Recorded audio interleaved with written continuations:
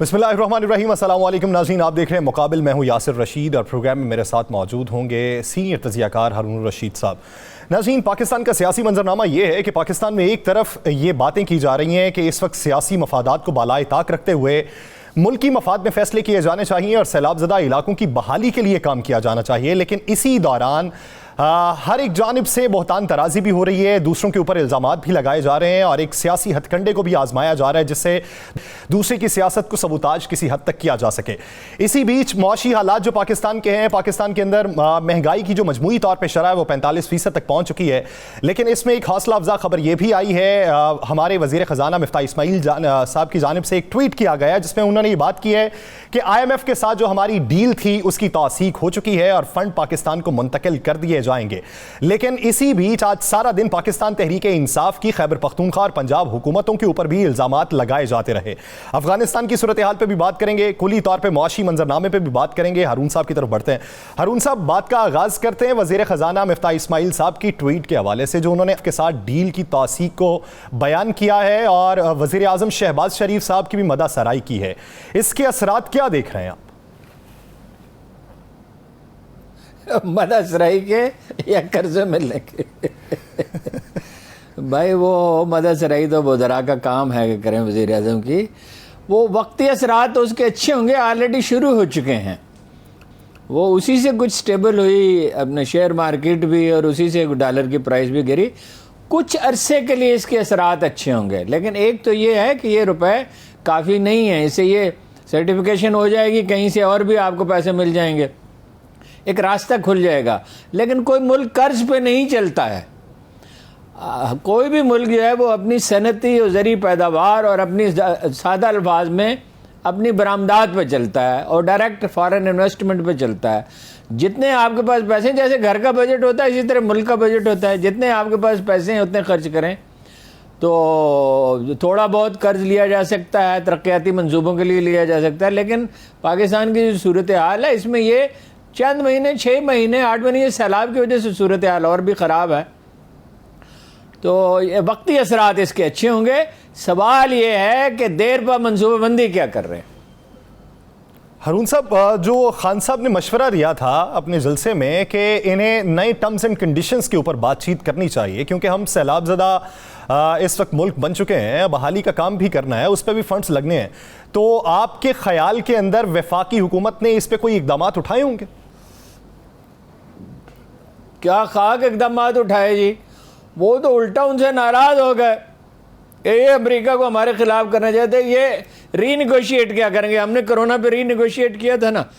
सारी दुनिया में जब भी कहीं कोई कुदरती आफत आती है, कोई वबा फैल जाती है, सैलाब आ जाते हैं, ज़लज़ला आ जाता है, हमेशा रीनिगोशिएट किया जाता है। मगर ये तो देखिए, प्याज और टमाटर की किल्लत होगी, ईरान से नहीं मंगवा रहे। ईरान में ढेर पड़े हुए हैं प्याज और टमाटर के, ये मौसम है वहाँ के, वहाँ इन सब्जियों के पैदा होने का। ये कह रहे हैं इंडिया से मंगवाएं और बिजनेसमैन को मैसेजेस भेज रहे हैं कि इस रास्ते में जितनी रुकावटें आप काम शुरू कर दें हम दूर कर देंगे। ये अमेरिका से क्या मुज़ाकरात करेंगे? रूस से तेल नहीं खरीद सके, गैस नहीं खरीद सके, वो देने के लिए तैयार थे। खान साहब को के ज़माने में तो खैर ज़्यादा रियायत देने के लिए तैयार थे, फिर भी 25% रियायत तो मिनिमम मुमकिन थी। और ये कहते रहे कि जी कोई बात ही नहीं उस पर। फिर कहा कि ख़त लिखा हुआ जवाब नहीं आया। ये 1880 है, इसमें ख़त लिखे जाते हैं। इसमें तो फ़ौरन बात होती, यहाँ रूसी सफ़ीर मौजूद नहीं है, उससे बात नहीं कर सकते और फ़ौरन मैसेज पहुँचता है और फ़ौरन उसका जवाब आता है। रूसी तो बहुत इंटरेस्टेड हैं, उधर पाइप लाइन भी बिछाना चाहते हैं, स्टील मिल में भी हेल्प करने के लिए तैयार हैं। वहाँ से भी वो सेंट्रल एशिया से भी पाइप लाइन लाने के लिए तैयार हैं गैस की, इसलिए कि उन्हें तो गैस बेचनी है, उन्हें तो ज़रूरत है। उनके तो यूरोप के साथ कशीदगी, अमेरिका के साथ कशीदगी हो गई है, ये तो उसके लिए तैयार। रीनिगोशिएट उन्होंने क्या करना था? ये तो इतना डरे हुए थे, इस कदर खौफजदा थे कि ये बयानात दे रहे थे को नलकियाँ लगी हुई हैं, नलकियाँ हटा लेंगे तो हमारी डेथ हो जाएगी, हम तो ज़िंदा ही नहीं रह सकते अमेरिका के बगैर। ये खान साहब ने ये जसारत कैसे की? और खान साहब की जसारत का ये नतीजा निकला कि अमेरिकी सफ़ीर वहाँ गया, गाड़ियाँ लेके गया, मदद ऑफर की, ये कहा मिल के काम करेंगे। अमेरिकी हुकूमत ने कहा कि जो भी हुकूमत आएगी उसके साथ मिल के काम करेंगे। उनके साथ उन्होंने ताल्लुकात बेहतर बनाने की कोशिश की इमरान खान के साथ। یہ کہاں اپنا ری نیگوشیٹ کر سکتے ہیں؟ ہارون صاحب آپ کو یاد ہوگا جب عوامی دباؤ بہت زیادہ بڑا تھا تو وفاقی حکومت نے آئل ریفائنری کمپنیز جو تھیں پاکستان میں ان سے یہ باز پرس کی تھی کہ ہمارے ہاں کون سا سسٹم ہے, کون سی مشینری ہے کہ یہ رشیا کے تیل کو ریفائن کر سکتی ہے یا نہیں کر سکتی. تو بہت سی کمپنیز نے یہ کہا تھا ہمارے پاس سسٹم موجود ہے, اس کے بعد پھر اس پہ کوئی پیش رفت نہیں ہو سکی. نہیں ہوگی نہیں نا پیش رفت. میں آپ سے کہہ رہا ایران سے گیس نہیں لے سکتے, وہ نیکسٹ ڈور ہے. آپ کو پتا کتنی کس قیمت میں پڑے گی؟ وہ تو کوئی 1/3 قیمت میں پڑے گی. اور دیکھیے نا, گیس کو پہلے ٹھنڈا کیا جاتا ہے 140 ٹیمپریچر -140 پہ, پھر اس کو ٹھنڈا کر کے پھر اس کو بحری جہازوں کے ذریعے لایا جاتا ہے, پھر اس کو دوبارہ لیکوڈ کی شکل دی جاتی ہے. پھر وہ اس سارے پروسیس میں چوری بھی ہوتی ہے, ضائع بھی ہوتی ہے. پائپ لائن میں یہ سارے نقصانات بہت کم ہو جاتے ہیں. آپ ایران سے آپ ان سے کہیں جائیں بھائی ہم مر رہے ہیں, سیلاب آ گئے, ویسے ہمارا جو بیلنس آف پیمنٹ ہے بہت خراب ہے, درآمدات زیادہ ہے برآمدات کم ہے, آپ ہمارے کیسے خیر خواہ ہیں. وہ کوشش کی جاتی, اگر وہ چین کے ساتھ بھی بعض معاملات بہتر کیے جا سکتے تھے, روس کے ساتھ بھی بہتر کیے جا سکتے تھے, مگر اتنے خوف کی حالت میں کوئی, نہ خوف کی حالت میں, نہ نفرت کی حالت میں, نہ محبت کے عالم میں کوئی آدمی انسانی ذہن ٹھیک طرح سے کام نہیں کر سکتا. تو یہ ریفائنریوں سے کیا پوچھتے رہے جی؟ یہ تیل ریفائن کرنے کے صرف پاکستان میں ہی تو کارخانے نہیں ہیں, راستے میں کتنے ملک ہیں, ان سے ہو سکتا ہے چینی آپ کو ریفائن کر دے. یہ ٹھیک ہے کہ اس میں پھر آپ کا قیمت جو ہے وہ کچھ بڑھ جائے گی, لیکن اگر 20% بچتی ہے تو کتنی بچتی ہے؟ 24 بلین ڈالر کا اندازہ ہے. 22 سے 24 بلین, 20 سے 24 بلین ڈالر کہہ لیں, تو 20% اگر بچت ہو جائے تو 5 بلین ڈالر, 1000 ارب روپے, اور اس کے ساتھ پرائیویٹائزیشن کی ذرا تیزی سے کر لیں, سلیقہ مندی سے کر لیں, گڑبڑ اس میں نہ کریں, تو آپ کا مسئلہ حل ہو جائے بڑی حد تک. ہارون صاحب, جس طرح یہ بات ہمارے ہاں پچھلے 2-4 دنوں میں کی جا رہی ہے, اور بالخصوص وفاقی حکومت کے وزراء یہ کر رہے ہیں کہ پاکستان میں سیاسی مفادات کو بالائے طاق رکھتے ہوئے ہمیں سیلاب زدگان کی حمایت کرنی چاہیے, آگے بڑھنا چاہیے. یہی پیغام آج مریم نواز صاحبہ بھی لے کے سیلاب زدہ علاقوں کے دورے پہ نکلی ہوئی تھیں, لیکن آج ہی کے دن پھر ایک آڈیو کا لیک ہو جانا, آج ہی کے دن IMF کی منظوری بھی ہو جانا, پورے منظرنامے کو کس نظر سے دیکھ رہے ہیں؟ نہیں, وہ IMF کا تو خیر الگ ہے, میں نہیں سمجھتا اس کے سے تعلق ہوگا تو یہ بڑی دورزکار بات ہے. لیکن وہ پہلے انہوں نے آڈیو لیک کی, پھر کوئی 63 گاڑیوں کے ساتھ غالباً وہاں تشریف لے گئیں جس میں ایک میں بھی خوراک نہیں تھی, اور پھر یہ کہا سیاست پہ بات نہیں کرنی چاہیے. شہباز شریف صاحب ڈٹ کے عمران خان کی مذمت کر چکتے ہیں, اس کے بعد کہتے ہیں کہ یہ سیاست کا وقت نہیں ہے.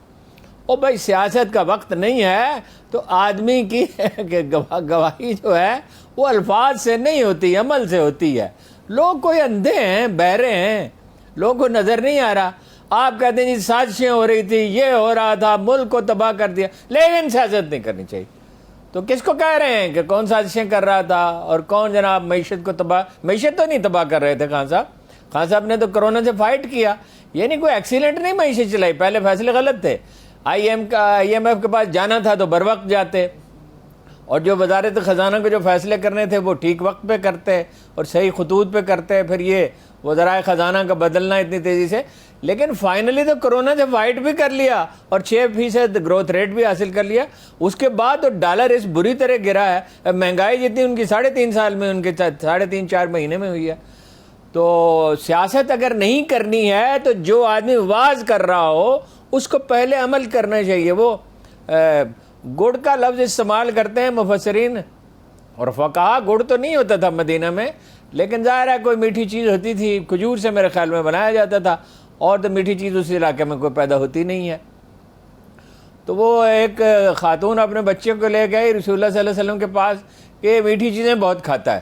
ویسے وہ گڑ کہتے ہیں لیکن میرے گڑ نہیں تھا, میٹھی چیزیں بہت کھاتا ہے. آپ نے فرمایا کل آنا. اب وہ کل آئی, آپ نے اس کو نصیحت کی جیسے محبت سے, نرمی سے, دلیل سے, شفقت سے کرتے تھے, اور بڑی جلدی کمیونیکیشن ڈیولپ کر لے. بچوں کے ساتھ تو خاص طور پہ بہت ہی الفت کے ساتھ پیش آتے تھے. تو اسے منع کیا. تو خاتون نے پوچھا آپ نے کل کیوں نہیں کیا تھا؟ فرمایا کل میں نے خود میٹھا کھایا تھا. یہ نہیں پرہیز کیا, حالانکہ آپ کو میٹھا پسند تھا, پرہیز کیا یہ بتانے کے لیے. جناب عمر فاروق اعظم نے اپنے بچوں کا راشن آدھا کر دیا تھا جب قحط پڑا تھا, آدھے سے بھی کم. ٹھیک ہے, ایک دن حلوہ پک گیا تو انہوں نے کہا حلوہ کیسے پک گیا, کوئی آٹا بچا کے رکھا, اولو آئل تو ہوتا ہی تھا, استعمال ہوتا تھا. تو وہ کیا ہوتا ہے, اس میں اولو آئل میں آٹا بھونا جاتا, وہ اس طرح کا حلوہ نہیں ہوتا تھا. تو انہوں نے کہا یہ تو راشن زیادہ ہے. اب مجھے تھوڑا سا مغالطہ ہو رہا ہے, یہ جناب عمر بن عبدالعزیز کا واقعہ, یہ جو عمر فاروق اعظم کا. بہرحال اپنی مثال سے گائیڈ کیا جاتا ہے, اپنی ایگزامپل سے, جیسے قائد اعظم کرتے تھے, جو واحد ہمارے لیڈر تھے جن پہ ساری قوم کا اتفاق تھا, یعنی بہت عظیم اکثریت کو اتفاق تھا, جنہیں 76 5% ووٹ ملے تھے, اور جن پہ کبھی کسی نے انگلی نہیں اٹھائی کہ قائد اعظم, کبھی ان پہ الزام نہیں لگا آپ نے ایک دفعہ بھی جھوٹ بولا ہے, کبھی ان پہ ایک پیسے کا الزام نہیں لگا, کبھی ان پہ یہ الزام بھی نہیں لگا کہ آپ نے وعدہ پورا نہیں کیا, آپ نے فلاں جگہ پہنچنا تھا یا فلاں بات کی تھی اس کو پورا نہیں کیا. یہ تو ایک اداکاری ہے, نوٹنکی ہے بس, اس سے زیادہ کیا عرض کریں, اور بارہا کہہ چکے ہیں اور کیا کہیں. ہارون صاحب, ایک منطق سمجھ نہیں آئی, وہی شوکت ترین صاحب ہیں جنہیں یہ موجودہ وفاقی حکومت جب اپوزیشن میں ہوتی تھی تو یہ آئی ایم ایف کا ایجنٹ کہا کرتی تھی, اور آج کے دن انہیں آئی ایم ایف کی غداری کا مرتکب قرار دے دیا. نہیں, وہ آئی ایم ایف کا ایجنٹ کیا کہتے تھے, ساتھ یہ بھی کہتے تھے, بڑے سنگین الزامات ان پہ لگاتے تھے, ریڈیکول کرنے کی کوشش کرتے, although he is a very serious person, اور درد دل رکھتے ہیں. انہوں نے بعد ایسے منصوبے بنائے انہوں نے, اور ہمارے وہ محترمہ جو ہیں احساس پروگرام والے, کیا نام ہے, ثانیہ نشتر, کہ قابل رشک منصوبے بنایا, اخوت سے مل کے انہوں نے ایک منصوبہ بنایا, 400 ارب روپے انہیں دیں گے غالباً سالانہ, مجھے ٹھیک رقم میں غلطی لگ سکتی ہے, کیونکہ بڑا زبردست انفراسٹرکچر ہے, تو اس میں اپنا واپسی اور قرض ہوگا. وہ یہ تو احساس پروگرام میں, بے نظیر انکم سپورٹ پروگرام میں جو پیسہ جاتا ہے یہ تو واپس نہیں آتا, ظاہر ہے. اور بے نظیر انکم سپورٹ پروگرام میں تو 9 لاکھ جعلی اندراجات ہے, جعلی, غلط, یعنی سرکاری ملازم یا وڈیرے یا ان کے ملازم یا ان کے گھروں پہ کام کرنے والے لوگ, وہ ثانیہ نشتر نے الگ کیے, اور یہ سارے شوکت ترین یہ سب مل کے کر رہے تھے نا. اور اخوت کو دینے کا مطلب یہ تھا کہ 100% واپس ہو جائے, یعنی صرف جو انتظامی اخراجات ہیں جو میرے خیال 9% کے قریب ہیں, بہت ہی کم ہے اخوت کا انتظامی اخراجات, تو وہ اتنے یہ سب کر رہے تھے, اور نیگوشیٹ بھی اچھا انہوں نے کیا تھا جب کبھی کیا. تو وہ تو یہ بھی الزامات ان پہ لگ رہے تھے کہ تنہا اسی کا کیا ذکر ہے, اور یہ کہہ رہے تھے جی پارلیمنٹ سے منظور کریں, پارلیمنٹ سے منظور کریں, شوکت ترین صاحب پارلیمنٹ سے منظور کریں. اب تو پنجاب اور کے پی کی رائے بھی نہیں لی جاتی. نہیں, پنجاب کے پی بھی گئے, وہ جو 5 مہینے سے مشترکہ مفادات کی کونسل کا اجلاس نہیں بلایا, 5 مہینے سے, اور گلگت بلتستان کے اور کشمیر کے فنڈ جو زر اعانت انہیں ملتا تھا وہ 0 ہو گیا ہے, ان کے بجٹ کم کر دیے گئے ہیں, ان کی امداد روک دی گئی ہے. حالانکہ یہ پسماندہ علاقے ہیں اور ان کی ایک بڑی حساس نوعیت ہے, اور ان کی آبادی کو مطمئن رکھنا زیادہ ضروری ہے. سیلاب بھی آ گئے خاص طور پہ پختونخوا میں, تو وہ ان کے ساتھ رویہ جو ہے اور بھی برا ہو گیا. ہارون صاحب, انہوں نے تو سیلاب کے نام پہ اے پی سی بلائی, اور اے پی سی کی بجائے پی ڈی ایم کا اجلاس وہ زیادہ تھا جس میں پی ٹی آئی کو دعوت بھی نہیں دی گئی. یہ گڈ ول جسچر دیا انہوں نے. نہیں, پی ڈی ایم کا اجلاس تھا اور کیا تھا. وہ دیکھیں نا, ان سے کہہ رہے ہیں کہ مدد کریں, یعنی صوبے پختونخوا اور پنجاب مل کے 80% پاپولیشن ہے, 75% تو ضرور ہوگی. تو یہ جو ہے, یہ صوبے جو ہیں ٹیکس کلیکشن میں مدد کریں, اپنے اخراجات گھٹائیں, اور 750 ارب روپے جو ہیں اس کی کمی پوری کریں. ایک طرف یہ کہہ رہے ہیں, دوسری طرف میٹنگ میں نہیں بلا رہے. او بھائی, آپ عمران خان کو نہ بلاتے, پنجاب کے چیف منسٹر کو بلاتے, چیف سیکرٹری کو بلا لیتے, پختونخوا کے چیف سیکرٹری کو بلا لیتے, ان کے دوسری طرح سے وہ مدد کر سکتے ہیں. دیکھیے نا, سیلاب جو ہے وہ سیلاب 3.5 کروڑ تعداد ہے, 3.5 کروڑ, اور 15 لاکھ سے زیادہ مکانات گرے ہیں, اور کتنے معاشی مرے, ابھی اسی پہ بات کرتے ہیں. تو عمران خان اس پوزیشن میں ہیں کہ وہ اربوں روپے جمع کر کے آپ کو دے سکتے ہیں, اور میرا خیال ہے ممکن ہے وہ اتنے عطیات جمع کر لیں کہ تاریخ میں اس کی پاکستان میں کوئی مثال ہی نہ ہو. ابھی تھوڑی دیر پہلے پتہ کیا ہے, ابھی شروع نہیں ہوا تھا تو آفرز آ رہی تھی, 11 ملین کی آفرز آ چکی تھی, ابھی شروع نہیں ہوا تھا, 80 ٹیلی فون گھنٹیاں بج رہی تھیں, ابھی وہ شروع کریں گے تو اندازہ ہوگا کہ کیا صورت ہے. دو طرح سے تو اس کا حکومت کو بھی تو فائدہ پہنچے گا نا. لیکن یہ بھی تو سوال بنتا ہے نا ہارون صاحب کہ یہ انہی سے پیسہ منگوایا جا رہا ہے, انہی سے پیسہ منگوایا جا رہا ہے جن سے آپ نے ووٹ کا حق چھین لیا ہوا ہے. ووٹ کا حق تو بھائی انہیں بالکل نہیں دے سکتے, کوئی صورت ہی نہیں جب تک ان کا بس چلے گا, اس لیے کہ اس میں 70-80% ووٹ تو ان کے ہیں, عمران خان کے, اور نہ صرف 70-80% ووٹ ہے بلکہ متحرک بھی وہی ہیں, آرگنائزڈ بھی وہی ہیں, وہ ایک کمیونٹی بن گئے ہیں. وہی تو جو نا سوشل میڈیا پہ ایک طوفان اٹھائے رکھتے ہیں, وہ بہت زیادہ موٹیویٹڈ ہیں. اس کی وجہ ہے کہ عمران خان کی ایک پہچان ہے, شہباز شریف صاحب کی تو نہیں ہے, نواز شریف صاحب کی تو نہیں ہے. ان کے بارے میں تو کرپشن کے مضامین چھپتے رہتے ہیں, بعد کی یہ تردید کرتے ہیں, بعد کی تردید ہی نہیں کرتے. ایک آدھ کیس بھی انہوں نے کیا, ایک آدھ جیتا بھی ہے, تو زیادہ تر تو یہ خاموش رہتے ہیں. ان کی تو ایک روایتی یعنی سرمایہ داروں کی روایتی سرمایہ دار, روایتی سیاستدان, روایتی کاروباری, وہ جو سب عرب تیسری دنیا کے ملکوں میں استعمال, ان کا تو یہ امیج ہے نا. عمران خان کا امیج یہ نہیں ہے, یہ نہیں کہ وہ خوبیوں کا مجموعہ ہے, یہ بات نہیں, خوبیوں کا مجموعہ نہیں ہے خان صاحب, لیکن ان کا تو امیج ہے. پاکستانی ان پہ فخر کرتے ہیں بہت سارے, ان کو اپنی شناخت سمجھتے ہیں. تو وہ تو ان کو ووٹ تو بالکل نہیں ملیں گے, اسی لیے EVM مشین بھی نہیں چاہیے, اور سمندر پار پاکستانی کو ووٹ کا حق بھی نہیں دیں گے.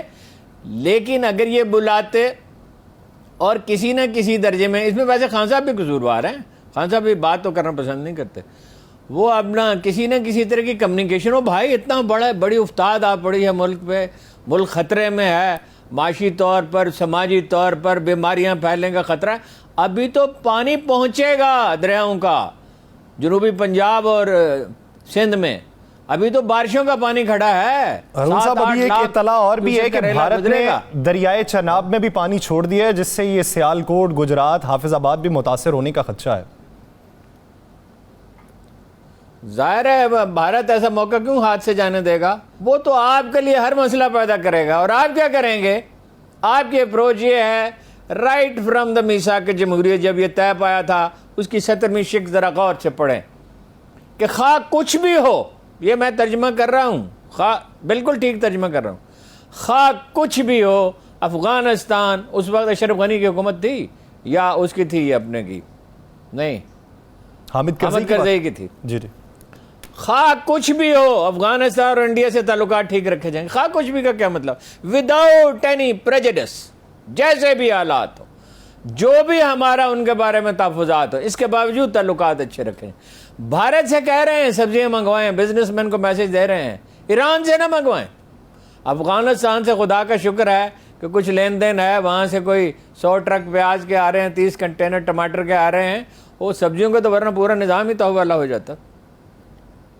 ہارون صاحب یہ جو ٹیلی تھان مہم چل رہی ہے اس وقت, اور اسلام آباد ہائی کورٹ سے براہ راست نشریات پہ جو پابندی تھی اس کا اقدام بھی کالعدم قرار دے دیا گیا, اس سے پی ٹی آئی کی مقبولیت میں کتنا اضافہ آپ دیکھتے ہیں؟ اور اس کے ساتھ ساتھ یہ ٹیلی تھان مہم وفاقی حکومت تو اقدامات نہ کر سکی, اپوزیشن اگر کر رہی ہے تو یہ ایک پیغام کیسا ہے؟ دیکھیے سیاسی جماعتیں تو کچھ نہیں کر رہی تھی قطعاً. خان صاحب کو بھی توجہ دلائی گئی, لیکن چلیے بڑا اچھی بات ہے, جب انہیں توجہ دلائی گئی تو وہ متوجہ ہوئے اور انہوں نے فوراً کام شروع کر دیا, اور اس کا تجربہ بھی انہیں بہت ہے, اور ان کے لوگ بھی یہی چاہتے تھے. سارے ملک سے آوازیں اٹھ رہی تھیں, بیرون ملک سے بھی لوگ ہمیں فون کرتے تھے بار بار کہ خان صاحب سے کہے کام شروع کریں. تو کام تو کیا جماعت اسلامی نے, الخدمت نے, اور انہوں نے کیا, تحریک لبیک نے بھی کیا بہت سی جگہوں پہ. اس سے پہلے بھی مذہبی جماعت الدعویٰ نے کشمیر میں ایسا کام کیا تھا کہ مثال نہیں ملتی اس کی. جماعت اسلامی تو خیر مستقل اس معاملے میں ہمیشہ ہی اس کا ریکارڈ بہت اچھا رہا.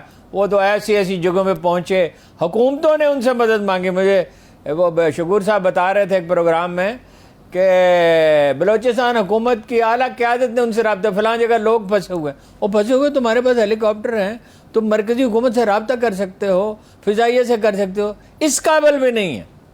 انہوں نے اپنے ایک ریٹائرڈ افسر کو جو ان سے وابستہ تھے انہیں بھیجا, ان سے بات کی, انہوں نے فضائیہ سے بات کی, ان لوگوں کو ایئر لفٹ کیا گیا, کسی جگہ لوگ پھنسے ہوئے تھے.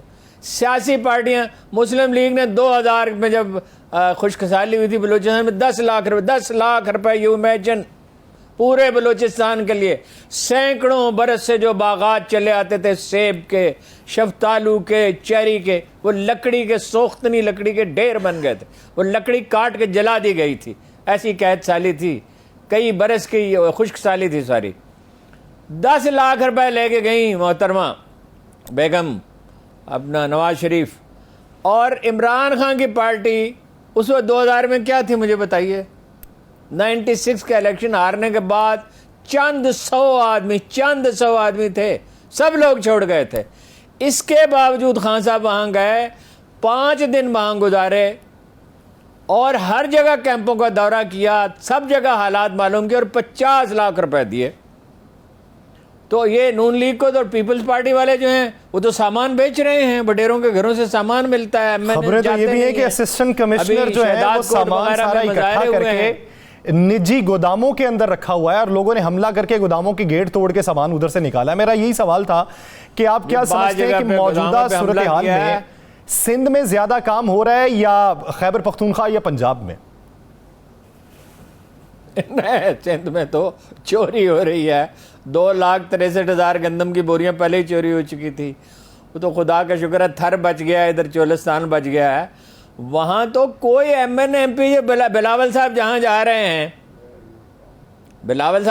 رہے ہیں یا دوسرے ان کے جو لوگ جاتے ہیں وہاں مظاہرے ہوتے ہیں۔ اور یاد رکھیے لوگ صرف پریشان نہیں ہیں، لوگ سخت غصے میں ہیں، سوشل میڈیا پہ میسیجز آ رہے ہیں کہ اگر عمران خان ہوتا تو ہماری مدد کرتا، اور اب بھی اس سے مدد کی اپیل کر رہے ہیں۔ وہ زرداری صاحب تو یہ کام جانتے، وہ تو نکلے ہی نہیں نا، کہیں تشریف ہی نہیں لے گئے، علامتی طور پہ تھوڑی دیر کے لیے چلے جاتے۔ بلاول جہاں گیا وہاں لوگوں نے مظاہرے کیے اور گورنر صاحب نے یہ فرمایا یہ تمہارے گناہوں کی سزا ہے۔ بھائی گناہ صرف غریب کرتے ہیں۔ ہارون صاحب یہ کیسے حکمران ہیں، لوگوں کی بے بسی کا فائدہ کس طریقے سے اٹھاتے ہیں؟ رسول اللہ صلی اللہ علیہ وسلم نے ارشاد فرمایا جسے شرم نہیں وہ اپنی مرضی کرے، اور قرآن کریم کہتا ہے کہ آنکھیں اندھی نہیں ہوتیں، دل اندھے ہو جاتے ہیں، اور دوسری جگہ فرمایا کہ دل سخت ہو جاتے ہیں، پتھروں سے بھی زیادہ سخت، پتھروں میں تو ایسے ہیں جن سے چشمے پھوٹ بہتے ہیں۔ جب آدمی بے حس ہو جاتا ہے، شرم و حیا رخصت ہو جاتی ہے تو وہ کچھ بھی کر سکتا ہے۔ لیکن ایک آدمی آپ کے پاس ایسا نہیں ہے جس پہ اس طرح کا الزام نہ ہو، اس کو بنا دیں۔ کراچی سے کسی شخصیت کو بنا دیں، کراچی میں ایسا نیک نام آدمی ہے کراچی میں، اور جنہوں نے کراچی کا صنعت کار سب سے زیادہ کنٹریبیوشن کرتا ہے۔ اس دفعہ تو وہ کیفیت نہیں ہے، اتنی افراتفری ہے کہ ابھی تک وہ ماحول پیدا نہیں ہو سکا۔ کراچی کا کاروباری سب سے زیادہ کنٹریبیوٹ کرتا ہے جب زلزلہ آتا ہے، کوئی سیلاب آتا ہے، خشک سالی تھر میں ہوتی ہے، بلوچستان میں ہوتی ہے، جہاں کہیں کوئی مسئلہ پیدا ہوتا ہے۔ کشمیر میں جب مسئلہ پیدا ہوا، پختونخوا میں ہوا، جب آپریشن ہوا، جو بھی سچویشن ہو، ان میں سے کسی کو بنا دیتے۔ ایک آدمی جس پہ اتنے سنگین الزامات ہیں، جو ملک سے باہر بھاگا رہا اور جو ضمانت پہ غالباً رہا ہے، اس کو بنانا تھا کہ یہ تو یہ حال ہے۔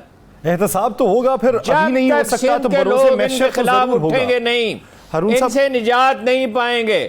سندھیوں کی زندگی میں سکھ اور چین نام کی کوئی چیز نمودار نہیں ہو سکتی۔ جب تک ان سے نجات نہیں پائی جائے گی تب تک سکون نہیں آ سکتا۔ یہ لوگ پکارتے ہیں کہ کوئی مسیحا ادھر بھی دیکھے، کوئی تو چارہ گری کو اترے، افق کا چہرہ لہو میں تر ہے، زمین جنازہ بنی ہوئی ہے۔ دیگر ایشوز پہ بھی بات کریں گے ایک شارٹ بریک کے بعد، کہیں نہیں جائے گا، اسٹے ود اس۔ بریک کے بعد خوش آمدید ناظرین۔ آج ایک آڈیو لیک کے چرچے تھے۔ سابق وفاقی وزیر خزانہ شوکت ترین صاحب کی موجودہ وزیر خزانہ پنجاب محسن لغاری صاحب سے گفتگو تھی، وہ لیک ہوئی، جس میں یہ بات کی گئی کہ آئی ایم ایف کو ایک خط لکھا جائے گا جس میں کہا جائے گا کہ آپ کی ڈیمانڈز جو ہیں جو بطور حکومت پنجاب ہم نے پوری کرنی ہے وہ ہم نہیں کر پائیں گے موجودہ حالات کے تناظر میں، جس پر وفاقی حکومت کی طرف سے کافی واویلا مچایا گیا۔ اس کی حقیقت کیا ہے؟ یہ جو کال لیک ہوئی کیا یہ خود فارورڈ کی گئی یا پھر فون ٹیپ کیا گیا؟ اسی بارے میں بات کریں گے۔ ہمیں جوائن کیا ہے سابق وفاقی وزیر خزانہ شوکت ترین صاحب نے۔ ترین صاحب بہت مشکور ہیں آپ کے وقت کے۔ ترین صاحب اصل سوال تو آپ سے ہارون الرشید صاحب ہی کریں گے۔ میرا بنیادی طور پہ پہلا سوال یہ ہے کہ یہ آڈیو لیک کس طریقے سے ہوئی؟ آپ نے خود کسی کو فارورڈ کی، محسن لغاری صاحب سے ہوئی یا آپ کا فون ٹیپ ہوا؟ دیکھیں یہ پہلی بات جو ہے نا میں نے لیک کی ہے، نہ مجھے لگتا ہے کہ محسن رغاری صاحب نے کی ہوگی، نہ تیمور جھاگڑا نے کی ہیں، کیونکہ یہ میری کال دونوں کو علیحدہ علیحدہ گئی ہیں، ایک کلیکٹیو کال نہیں ہے یہ، اور یہ ساری واٹس ایپ کالز ہیں۔ تو پہلے تو میں یہ اپنے جو بھی ہمارے ادارے ہیں ان سے پوچھتا ہوں اور حکومت سے کہ یہ پرائیویٹ جو کالز ہیں یہ کیسے لیک ہوئیں، اور مطلب کس طرح ٹیپ ہوئیں پہلے اور پھر لیک کیسے ہوئیں، کیوں ہوئیں۔ تو یہ مطلب یہ ہے، یہ تو کانسٹیٹیوشنل جو ہے انفرنجمنٹ ہے، اور یہ سپریم کورٹ کے آرڈر کے بالکل خلاف ہے۔ تو پہلی تو بات یہ ہے، اور تو یہ تو آپ کی جواب سوال کا جواب ہو گیا۔ اب آگے پوچھیں جناب۔ جی ہارون صاحب، تو سر مسئلہ تھا کیا بیسیکلی، آپ کس چیز پہ زور دے رہے تھے؟ آج تو ایسا لگا کہ بھئی جیسے سیلاب زدگان سے سیلاب سے اور سیلاب زدگان سے توجہ ہٹانے کے لیے یہ کیا گیا ہے، تو آپ نے ان سے رابطہ کس سلسلے میں کیا تھا، یہ انہوں نے آپ سے کیا تھا؟ نہیں جی، انہوں نے کچھ نہیں کیا تھا۔ ان کو تو رابطہ ہمارا جو کے پی کا جو فائنانس منسٹر ہے وہ بیچارہ 2 مہینوں سے ان کو کہہ رہا ہے کہ میں نے آپ کو خط لکھے ہوئے ہیں، آپ جو فاٹا کے آپ نے پیسے دینے تھے وہ نہیں دے رہے، جو آپ نے صحت کارڈ کے ہم نے پیسے جو دینے تھے وہ نہیں دے رہے، وہ سارے جو ہے وہ تقریباً 100 بلین روپے کا ایک نسخہ ہے، وہ آپ دے نہیں رہے۔ آپ نے ہمارے سے سائن کروا لیے کہ ہم سرپلس دے دیں گے، تو ہمارے لیے اس وقت فلڈز بھی آ گئے ہیں، تو یہ ہمارے لیے مشکل ہو جائے گا، بیکاز فلڈز پہ ہم پیسے خرچ کریں گے۔ تو یہ انہوں نے ان کو ایک خط لکھا، اب انہوں نے واویلا مچایا، اور کیونکہ اس میں ہماری جو کانورسیشن میں اس میں کہا تیمور نے کہ ہو سکتا ہے میں آئی ایم ایف کی نمبر 2 سے بات کر لوں، یا مطلب میرے 1-2 دوست ادھر ادھر ہیں، جس کے بیچ میں بعد میں ہم نے ڈیسائیڈ کیا کہ یہ نہیں کرنا ہم نے، کیونکہ آئی ایم ایف کو ہم نے نہیں بات کرنی ہے، تو وہ نہیں ہوا۔ لیکن ان سے جو بات ہوئی تو وہ ظاہر ہے کہ ان کی تو دم پہ پیر آ گیا، بیکاز یہ انہوں نے جو کمٹمنٹ دی ہوئی ہیں، ہم صرف ان کو یہ کہہ رہے ہیں کہ بھائی یہ ہمارے ملک میں ایک طوفان آیا ہوا ہے، لوگوں کے گھر اجڑ گئے ہیں، لوگ بالکل آسمان کے نیچے بیٹھے ہوئے ہیں، ری ایبلیٹیشن ری کنسٹرکشن کے لیے بہت پیسے خرچ ہوں گے، تو ہمارے اپنے پیسے ہیں صوبوں کے، وہ کم از کم اپنے عوام پہ تو خرچ کریں نا۔ تو آپ آئی ایم ایف سے جا کے کہیں کہ جناب والا یہ جو ہم نے جو کمٹمنٹ دی ہے یہ اب ہم اپنے عوام پہ خرچ کریں گے۔ پہلے جو انہوں نے ہمارے سے جو بات کی آپ نے کہ پنجاب والوں کی جو بات تھی، پنجاب نے ضرور خط اپنے پاس ڈرافٹ کر کے رکھا ہوا ہے، میری اس سے گفتگو بھی ہوئی، لیکن انہوں نے تو ریلیز ہی نہیں کیا۔ اس لیے ریلیز نہیں کیا کہ کیونکہ کے پی نے جو ریلیز کر دیا تھا، ہمارا مقصد تو ادھر ہی ایک قسم سے حل ہو گیا تھا، تو ہم اس کا کوئی ڈرامہ تو نہیں کرنا چاہ رہے تھے نا۔ ہمارا مقصد تھا کہ ہمارے جو فلڈز کے جو افیکٹڈ لوگ ہیں ان کو ہم ریلیف دیں، اور ہم نے یہ کووڈ میں کیا تھا۔ خان صاحب نے جا کے آئی ایم ایف سے، اس وقت ہم آئی ایم ایف پروگرام میں تھے، انہوں نے ریلیف لیا تھا، اور کوئی 700-800 بلین روپیز کا ریلیف لیا تھا، اور ایڈیشنل پیسے بھی لیے تھے ان سے۔ تو ہم تو یہ ان کو کہہ رہے تھے کہ بھائی یہ کریں، ہمارا مقصد تو بڑا نوبل تھا۔ اب بیچ میں ہماری جو آپس میں کانورسیشن ہو رہی ہوتی ہے، جو پرائیویٹ کانفرنس، اس میں کئی چیزیں ہم فرسٹریشن میں بھی کہہ جاتے ہیں، کوئی اونچ نیچ بھی ہو جاتی ہے۔ اس کا مقصد یہ تو نہیں تھا اس کو پکڑ کے لیک کر دیں آپ۔ اچھا، یہ آپ سمجھتے ہیں کہ حالات ایسے تھے، اتنا بڑا سیلاب آیا ہوا، جیسے کورونا میں آئی ایم ایف سے اور دوسرے اداروں سے، امریکہ سے، دوسرے ملکوں سے ری نیگوشیٹ کیا گیا تھا، بہت سی رعایتیں حاصل کی گئی تھیں۔ اس وقت کوئی دانا ہوش مند آدمی ہوتا اور اچھی مہم چلائی جاتی تو کوئی فائدہ اس کا ہو سکتا تھا ملک کو۔ بالکل ہارون بھائی، ہم نے کر کے دکھایا تھا نا۔ مطلب ہمارا پروگرام جو تھا وہ یہی پروگرام تھا نا، 6 بلین والا، اور پہلے اس کے ٹرانش کے بعد یہ جو آ گیا تھا، کووڈ آ گیا تھا، تو اس کے بیچ میں 1.2 ٹریلین روپے کا جو ریلیف جو پیکیجز اپنا اناؤنس کیا تھا خان صاحب نے، اس میں میجورٹی جو تھی وہ آئی ایم ایف سے ریلیف تھی، اور ہم نے کہا ہم اپنا پیسے خود خرچ کریں گے، اپنے لوگوں پہ خرچ کریں گے۔ تو یہ تو ہو چکا ہے نا، ہم کر چکے ہیں، اور اس سے بڑا طوفان کیا آئے گا جو ابھی آیا ہوا ہے ہمارے ملک میں، تو اس میں کیوں نہیں ہم جا سکتے ان کے پاس؟ اور یہ تو اس سے بھی بڑا ہے جی، یہی اس سے بھی بڑا ہے۔ آپ دیکھیں نا ابھی اس وقت کیا ہوا ہے کہ اچھی چیز یہ ہوئی ہے کہ جی آج اپروو ہو گیا، کم از کم یہ تو بلی مار دی گئی ہے نا کہ بھائی ہماری وجہ سے یہ رکا نہیں ہے، اور نہ ہی ہمیں یہ بلیم کر سکتے ہیں کہ بھائی ہم نے کوئی لیک کیا تھا، تو وہ تو اپروو ہو گیا۔ تو ہمارا کہنا یہ تھا کہ جب اپروو بھی ہو جائے 29 کے بعد آپ ان کے پاس جائیں، ان کے ساتھ بیٹھیں، ان کو کہیں جناب والا ہمیں اب ریلیف چاہیے. جو آپ نے اتنے سخت کنڈیشنز ہمارے پہ رکھی ہوئی ہیں, 750 بلین ہم نے سرپلسز لے کے آنے ہیں, وہ ہمارے صوبے سرپلسز نہیں دے سکیں گے کیونکہ وہ جو ہے وہ اپنے عوام پہ یہ پیسہ خرچ کریں گے. یہی ہم صرف کہہ رہے ہیں, اور ہم اپنے عوام کے لیے جو آواز اٹھاتے رہیں گے, یہ ہمیں جو مرضی کہتے رہیں یا ہم اٹھاتے رہیں گے. ہارون صاحب, جس طرح شوکت ترین صاحب بھی یہ بات کر رہے ہیں کہ بلی تو مار دی گئی ہے, اب تو اپروو ہو چکا ہے, اب تو آپ نے اپنے حساب سے اس کو چلانا ہے, تو یہ چلتا تو رہے گا. لیکن معاشی طور کے اوپر پاکستان کو جن نقصانات کا سامنا کرنا پڑ رہا ہے, 7 لاکھ مویشی مر گئے, 5 لاکھ بلوچستان میں, 2 لاکھ پنجاب میں, 15,000 سندھ کے اندر, مجموعی طور کے اوپر کاروبار کتنا تباہ ہوا, 2,000 ارب روپے کا تخمینہ لگ رہا ہے. پاکستان سنبھلتے ہوئے کتنا وقت لے گا؟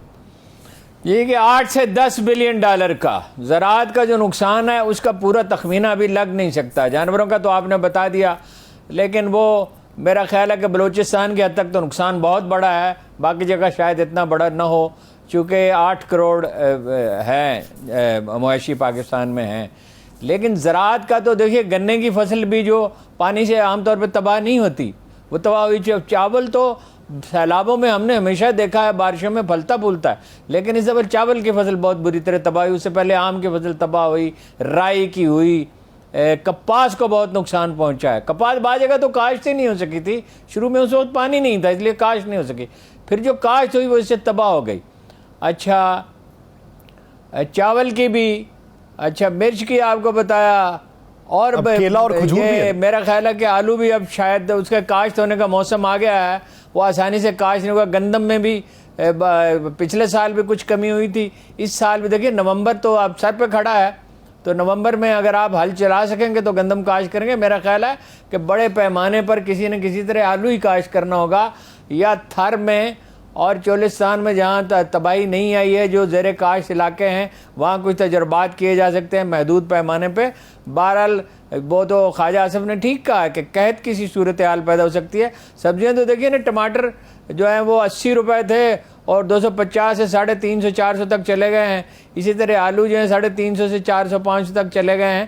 تو یہ پیاز کی بھی یہی صورت ہے. ایک نیچرل سرکل تھا, پہلے پنجاب سے آتی تھی, پھر اپنا سندھ بلوچستان سے, اب وہ تو قصہ ختم ہو گیا. تو یہ گوشت کا بھی ہوگا, دودھ کا بھی مسئلہ پیدا ہوگا, تو اس کے لیے بڑے ہنگامی اقدامات کرنے ہوں گے. یہ سیاست واقعی بند کرنی چاہیے, صرف اعلانات نہیں کرنے چاہیے. لیکن کام کچھ ہوا ہے تو پنجاب میں ہوا ہے, 1122 نے کام کیا ہے حکومت پنجاب نے, اور پیکیج بھی اچھا دیا ہے. پنجاب میں ویسے نقصان بھی کم ہے, مگر یہ کہ پختہ مکانوں کے لیے جو لوگ جہاں بھاگ ہوئے ہیں 10 لاکھ روپے, اور جو زخمی ہوئے ہیں 4-5 لاکھ روپے. اسی طرح پختہ مکان جو گرے ہیں 5 لاکھ روپے, اور کچے مکانوں کے لیے 4 لاکھ روپے. باقی سندھ میں تو خیر نام ہی نہیں نا, اور بلوچستان میں تو وہ ہاتھ پہ ہاتھ دھرے ہوئے بیٹھے ہیں, کہیں نظر ہی نہیں آتے. ہارون صاحب, ریہیبلیٹیشن کا کام تو بڑا عرصہ جاری رہے گا. فی الوقت کون سے اقدامات ہیں جو بے حد کرنا ضروری ہیں سیلاب زدگان کو فوری طور پہ کیا چیز مہیا کرنی؟ اس وقت پانی چاہیے, اس وقت جناب پانی پینے کے لیے نہیں ہے, اور خوراک نہیں ہے, اور خیمے نہیں ہیں. خوراک, خیمے اور پانی, 3 چیزیں. اور وہ آسمانوں سے نہ گرائیں 20-20 کلو کے تھیلے. اتنا بھی ان کو پتہ نہیں ہے کہ جب گھی کا ڈبہ ہوتا ہے تو اس سے ہلاکتیں ہو جاتی ہیں. پچھلی دفعہ 4 آدمی مر گئے, 4 آدمی تو رپورٹ ہوئے تھے, زیادہ لوگ مر گئے تھے. اور وہ بڑی احتیاط سے کرنے کا کام ہے. تشہیر پہ ذرا کم توجہ دیں اور کام سلیقہ مندی سے کریں ان لوگوں کے ساتھ مل کر جو اس کو سمجھتے ہیں. ہارون صاحب, ایک آخری سوال سیلاب سے متعلق. آپ کیا سمجھتے ہیں, دنیا بھر کے ترقی یافتہ ممالک میں بھی سیلاب آتے ہیں, لیکن مالی نقصان ہوتا ہے, جانی نقصان نہیں ہوتا اتنا جتنا پاکستان کے اندر ہوتا ہے. اس سے بچاؤ کے لیے کیا کیا جائے؟ 144 ملکوں میں 144 ملکوں میں پاکستان سے زیادہ بارشیں ہوتی ہیں. 144 کو 3/4 ملکوں میں پاکستان سے زیادہ بارشیں ہوتی ہیں. وہ 2 لفظ ہیں, ڈرینیج اور ڈیم. 3-4 بڑے ڈیم آپ بنا دیں, اور ڈرینیج سندھ کے شہروں میں تو ہے ہی نہیں. سندھ کے شہروں میں تو انڈر گراؤنڈ سسٹم ہی نہیں ہے, گلیوں میں پانی بہتا ہے. وہ پیسہ اللہ جانے کہاں جاتا ہے, کوئی کبھی سمجھ ہی نہیں آئی. سندھ میں وسائل نسبتاً سب صوبوں سے زیادہ ہیں. کراچی جیسا شہر ہے, اتنی بڑی ٹیکس کلیکشن ہوتی ہے. اوورآل زراعت اس کی جو ہے مستحکم ہے, پچھلے 20-25-30 سال میں بڑی مستحکم ہوئی ہے. اور وہاں کی چیزیں مہنگی بکتی ہیں, کہ کراچی جیسی مارکیٹ ہے ان کے پاس, اور پنجاب میں بھی آتی ہیں سبزیاں اور پھل ان کے. اس کے باوجود وہ پیسہ اللہ جانے کہاں جاتا ہے. لیکن ابھی بھی کچھ لوگ ایسے موجود ہیں جو کالا باغ ڈیم کی مخالفت کرتے ہیں. نہیں وہ تو دیکھیے نا، اس نے کہا تھا احمد ولی خان صاحب، اپنا ولی اسفندیار ولی نے کہ سپریم کورٹ مشترکہ، بلکہ انہوں نے بہت نامناسب الفاظ استعمال کیے تھے، میں نے کرنا چاہتا وہ بھی سپریم کورٹ بھی فیصلہ کر دے، سارا ملک فیصلہ کر دے، ہم کسی قیمت پر نہیں بننے دیں گے. اس لیے کہ وہ اس میں آپ جانتے ہیں کہ اس کا پس منظر سیاسی طور پہ کیا ہے، میں زیادہ سخت بات نہیں کرنا چاہتا، کسی صورت نہیں بننے دیں گا اس سے پنجاب کے بعد علاقوں کو پانی ملے گا. حالانکہ یہ تجویز بھی پیش کی گئی کہ بھائی آپ کو رائلٹی میں شریک کیا جا سکتا ہے، حالانکہ پختونخوا کا حصہ اس میں نہیں آتا، بہت تھوڑا آتا ہے جہاں پہ بجلی وغیرہ پیدا ہوگی اور جہاں سے نہریں نکلیں گی. اور یہ لیکن وہ دیکھیے نا، اگر کالا باغ ڈیم ہوتا ہے سیلاب کی یہ شدت کبھی بھی نہ ہوتی، اور کوہ سلیمان پہ بارشیں برستی ہیں تو راجن پور اور تونسا شریف ڈوبتے ہیں نا. اگر کوہ سلیمان کا پانی جو ہے دنیا بھر میں پانی محفوظ کیا جاتا ہے، ہم اسے ضائع کرتے ہیں اور اپنی بربادی کے لیے استعمال کرتے ہیں. ہارون صاحب آگے بڑھتے ہیں، بات کر لیتے ہیں افغانستان کے حوالے سے. انٹرو میں بھی میں اس کا ذکر کر چکا ہوں. قائم مقام ان کے جو وزیر داخلہ ملا یعقوب، انہوں نے ایک پریس کانفرنس میں پاکستان کے اوپر الزام بھی لگایا، لیکن کچھ ابہام بھی ہیں، سکم بھی ہیں ان کی بات میں. ریڈار سسٹم وہ پہلے کہتے ہیں کہ تباہ کر گیا امریکہ. دیکھیے نا وہ تو یہ تو دیکھیے نا، یہ مسئلے پریس کانفرنس سے نہیں طے ہوتے. دونوں ملکوں کے حکام کو ملنا چاہیے. یہاں یہ شکایت ہے کہ وہاں سے ٹیررسٹ آتے ہیں. ابھی تو سوات سے واپس چلے گئے ہیں، سوات کے لوگوں نے اتنا ہنگامہ اٹھایا کہ انہیں واپس جانا پڑا، لیکن انہیں اجازت کیسے دی گئی، کیسے وہ آئے اور اسلحے سمیت آئے. اسی طرح اگر انہیں بھی کوئی شکایت ہے تو یہ بیٹھ کے بات کرنے کی ہے. دو دوست ملک ہیں، یہاں سے بے پناہ عام لوگوں نے مالی مدد بھیجی ہے، اتنی سیلاب کے لیے اتنے سرگرم نہیں تھے ہمارے بزنس میں جتنے افغانستان کے لیے سرگرم تھے. تو یہ دونوں ملکوں کے معاملات ایسے نہیں ہیں کہ اس پہ پریس کانفرنسیں کی جائیں اور پبلکلی اس پہ بات کی جائے. بیٹھ کے دونوں ملکوں کے حکام کو بات کرنی چاہیے. تو ترجمان دفتر خارجہ کی وضاحت یا جواب کو آپ معقول سمجھتے ہیں؟